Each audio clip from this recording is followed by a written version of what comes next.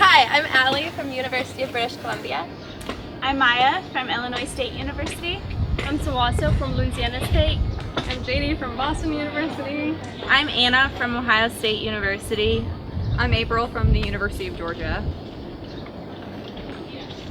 This is Area 3000, and we're currently standing in Sector B of it, and the part that we're currently standing in was the original facade of the church that was built in the 11th century, and then in the 12th century, when the church grew in importance, it expanded to the 10 meters west to the wall that we can see today and what we're currently excavating in. And then it became a stop on the pilgrimage route of the Via Francigena, of which the pilgrims still cross by today.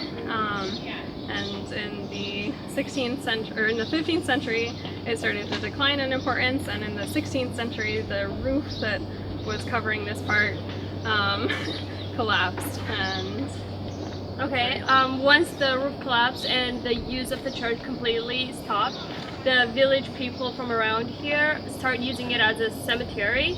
So inside the walls that we are excavating right now is a modern burial from about 15th century to about 19th century. So and then outside of the wall is the ancient burial from the Middle Ages. Also outside of this wall, it's a 13th century wall, is a 19th century oven where they would make the church bells. They started to reuse this structure again in the 19th century as a church, so yeah. Outside the walls, as she said before, it was the ancient burial, which was the medieval graveyard. Right against the walls of the church, you see a lot of lithic tombs, which usually were reserved for families that were of very high importance. Last year we excavated 3 of the lithic tombs, and they contained reductions, so they were probably family graves of very important people. And then in previous build seasons, they excavated the one that's to the left of the ancient facade, and it contained a child with covered in a brocado fabric from Lucca that was very precious. So that specific person was probably of very high importance in the Middle Ages.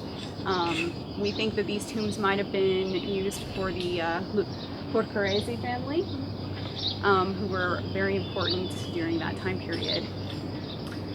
So this season we're focusing inside of the wall, which is Area B, and we're excavating different graves. These graves though have been cut many times as they just continue to bury people. So a lot of the individuals that we're excavating are missing parts of their bodies. They may be missing like the upper portion of their torso or their lower extremities. So they just crisscross each other. So Yeah, in one particular burial that happened over there, we found a rosary around their neck, around their hands, laying like this. So that was pretty cool. And we noticed that a lot of the burials were facing toward the church, toward the sun, east. And that particular burial is facing north. So